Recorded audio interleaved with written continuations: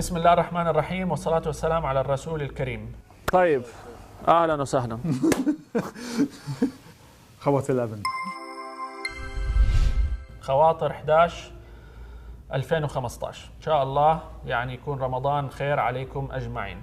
سؤال كثير طرح في الأشهر الماضية، هل خواطر حيكون الموسم الأخير ولا لا؟ فبعد مسيرة 300 حلقة و10 مواسم وبعد الكثير من التفكير والاستخارة والاستشارة قررت أنه إن شاء الله خواطر 11 يكون الموسم الأخير بإذنه تعالى. خواطر ليس مجرد كلام، خواطر لتغيير الفكر، وإذا تغير الفكر تغير العمل. سبحان الله سبحان الله. خواطر. عبر المواسم الماضية عرضنا تقريبا 4100 دقيقة، تقريبا 70 ساعة عرضت لكم من أصل 20,000 ساعة. صورنا عبر المواسم الماضية 20,000 ساعة تصويرية، عرضنا منها 70 تقريبا أو 75، والهدف كان أنه نعرض لكم عصارة التجربة، وبالتالي كنا شديدين جدا جدا جدا في المونتاج، كنت دكتاتور المونتاج أنا. وتاخذوا ما أسميها كبسولة خواطر، كبسولة فيها خلاصة وعصارة الرسالة اللي نبغى نوصلها في كل حلقة بدون إطالة. الشخص هذا صار له نص ساعة مستني وانت سادد على 3 سيارات، واحنا بنتكلم عن انه احنا دين التعامل مع الاخر واحترام الغير. احنا غلطانين. طب تعتذر له الله يرضى عليك. حاولت انه يعتذر هو من الفلبيني بس ما رضي. I would just like to apologize for what happened and what he did is a mistake and he said that what he did is wrong and he shouldn't have done that. No problem. The damage has been done. شباب من كل أنحاء العالم العربي تفاعلوا مع بعض حلقات خواطر 1 في أولى حلقات خواطر 3. رمضان جاء، خواطر 4 جاء. أهلا وسهلا بكم في خواطر 5، خواطر 6. 2011 الشعب يريد. خواطر 8، خواطر 9، خواطر 10. 10. شكرا على 10 مواسم الماضية، نتمنى لكم يعني مشاهدة ممتعة في الموسم الأخير بإذن الله.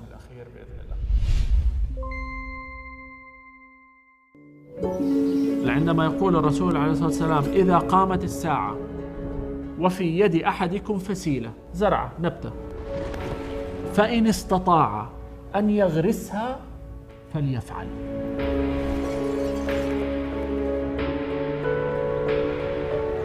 We are in the national park, which is the home for all wild animals, including elephants can tell when we're scared and will want to scare you more.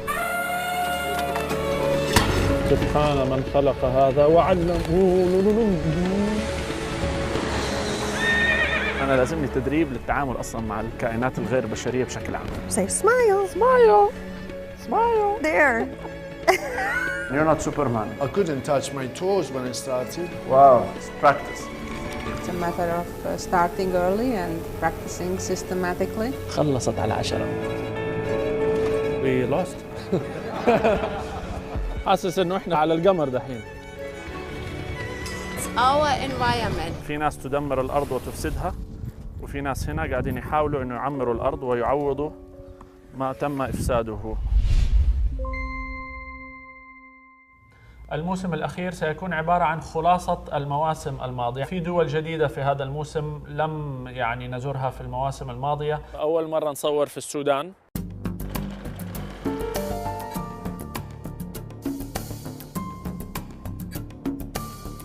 ما بتتكلم على بلد صغيرة، أنت تتكلم على يعني ثاني ولا ثالث أكبر دولة في العالم العربي مساحة شاسعة ضخمة جدا جاهزة.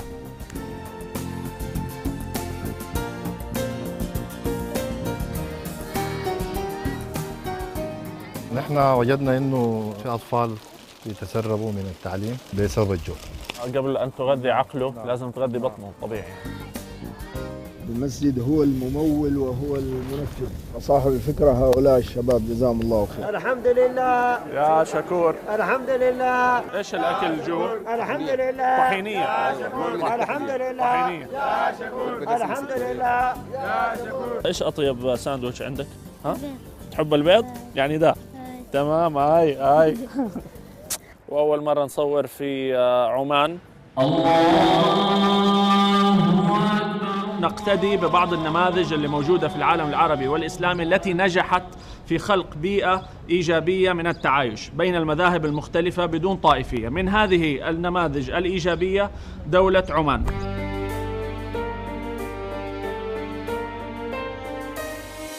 هذا طبيعي وهذا سوبر ماركت، كيف نفرق دحين؟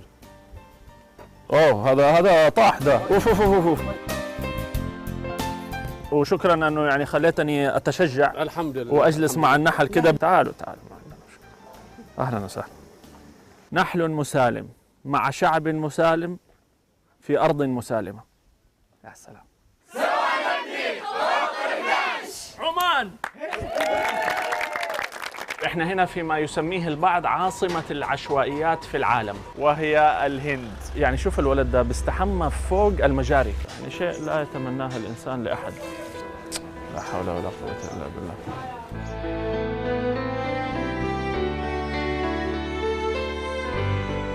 الغرفة الواحدة هذه يمكن فيها 50 مريض جالسين بياكلوا. انت تتكلم على مستوى عالم يعني مش ثالث، عالم يمكن رابع أو خامس. خواطر 11 من القاهرة، خواطر 11 من أمريكا، كينيا، هولندا، بريطانيا، السعودية، الأردن، الإمارات.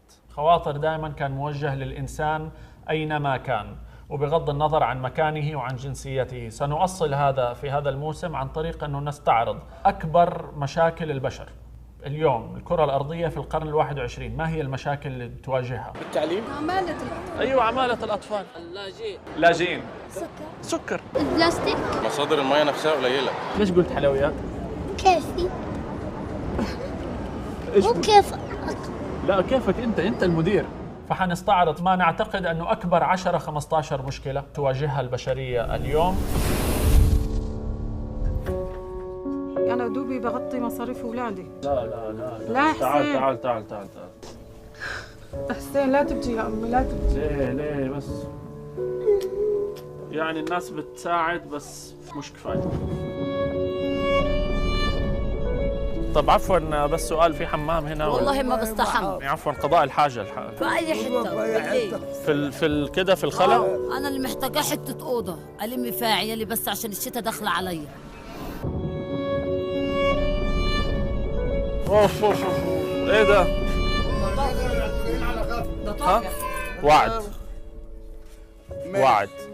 إن شاء الله. وعد امام الله. هذه تتصلح إن شاء الله. لانه الرسول عليه السلام ما يرضى بالوضع ده لامته.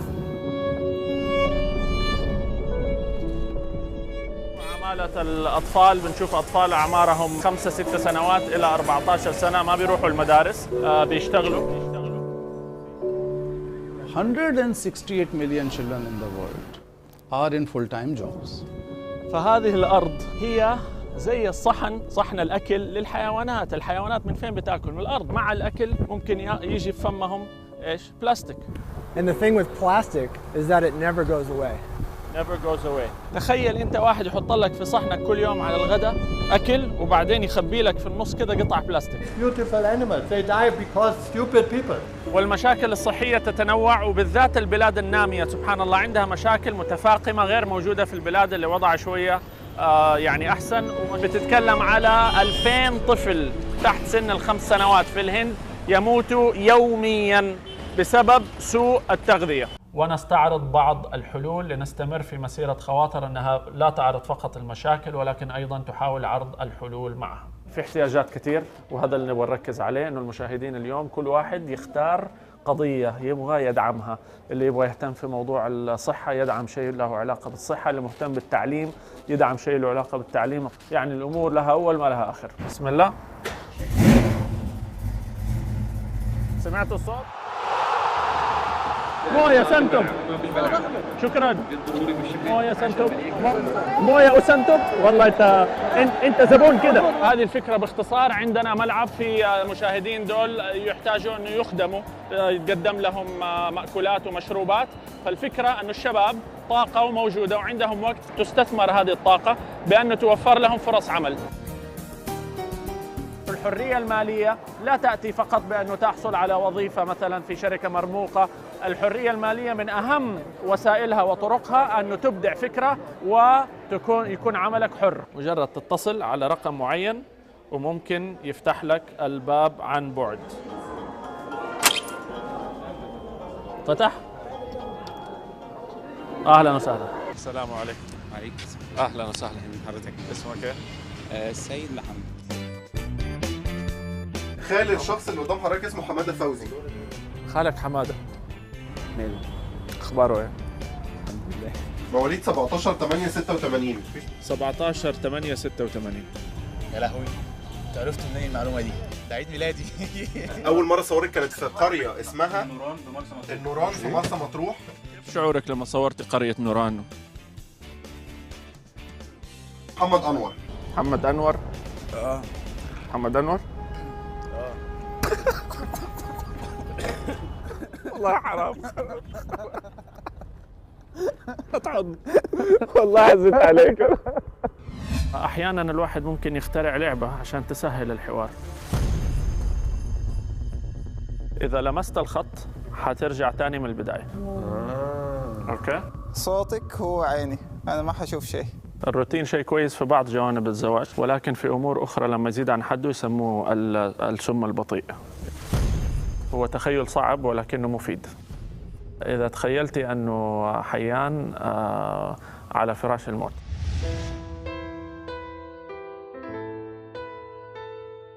ما بيخطر ببالي أبداً أفكر بهاللحظة. فكيف تخرج المفاهيم حقة الزواج بشكل يسلي المشاهدين؟ لأنه هذه كانت رئيسية في مسيرة خواطر كلها، أنه نقدم لكم المعلومة المفيدة وإحنا بنسليكم.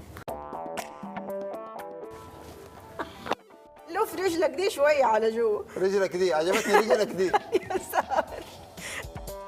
إن شاء الله يعني بتوصلوا لنقطة التقاء. بنوصل. وأنا زوجة. أيوة أنت زوجة. أنت زوجة. أبغى أسوق يا أستاذ.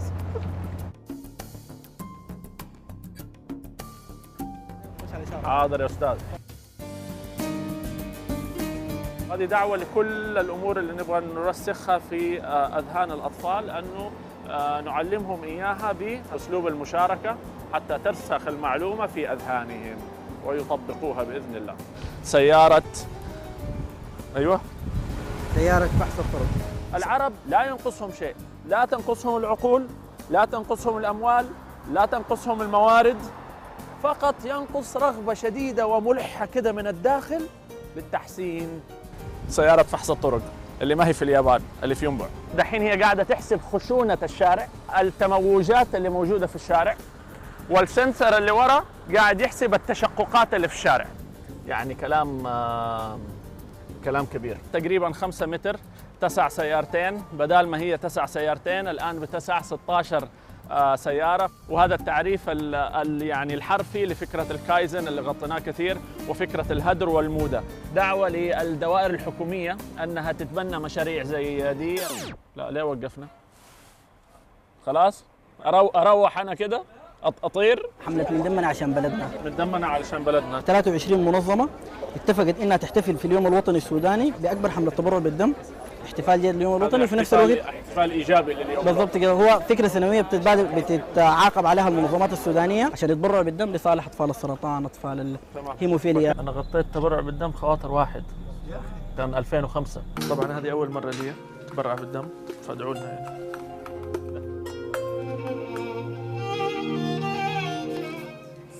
لا الحقيقه ما حسينا شيء، فافتتحنا بالتبرع بالدم ونختم بالتبرع بالدم. خواطر يعني أخذ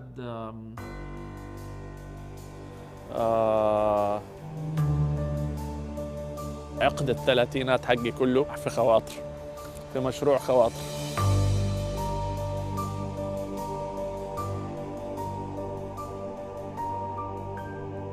وكان خواطر هو الأولوية رقم 1 في حياتي على حساب كل شيء وبعلم الكل، بما فيهم أهلي وزوجتي رولا اللي نشكرها على تحملها. يعني 10 سنوات من التصوير، ومن آخر 3-4 سنوات كان فيها سفر كثير. شكراً وشكرا ليوسف وإبراهيم أولادي أنهم برضو استحملوا أنه أبوهم غايب عنهم يعني أشهر خلال العام. طبعا لو سمحتوا ما في داعي أحد يسمع الإشاعات اللي ممكن تطلع عن سبب الإيقاف. يعني أنا عارف في ناس حتقعد تبدأ تطلع إشاعات والله أنه البرنامج فشل ولا أنه البرنامج ميزانيته صارت ضخمة وبالتالي ما هم قادرين أنهم يصرفوا عليه. ليس له أي علاقة بهذه الأمور أبدا، والبرنامج لم يوقف ولكن أنا قررت أني أوقفه. فبرضه ما في داعي لنظريات المؤامرة أنه تم إيقافه من مدري مين ولا في ضغوطات. لا توجد ضغوطات، قرار شخصي بناء على 5-6 أسباب. وجدت أنه هذا الوقت المناسب لإيقاف هذا المشروع. هذا الموسم هو أنسب موسم لإغلاق المسيرة بإحسان. مشاهدة ممتعة إن شاء الله في هذا الموسم ودعوة للعمل. عندما يقول الرسول عليه الصلاة والسلام إذا قامت الساعة وفي يد أحدكم فسيلة فإن استطاع أن يغرسها فليفعل.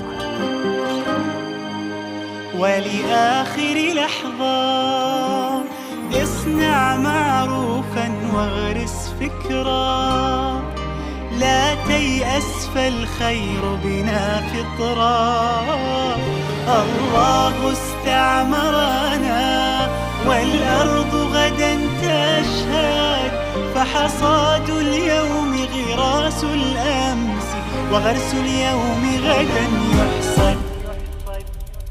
لا لم نخلق عبثا حاشانا، بل لنعمرها دنيانا، لنمهد دربا كي يأتي جيل يستكمل ما كان. لا لن تسكن همتنا ما دامت فينا غايتنا، أن نحيا في الكون كراما، إحسان يتلو الإحسان، لم نخلق عبثا حاشانا.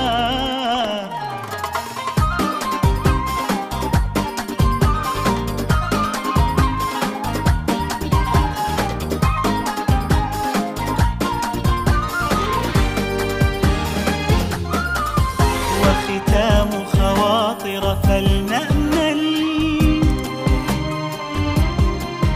بشباب اليوم غدا أفضل، جيل يمضي جيل يكمل. ولآخر لحظة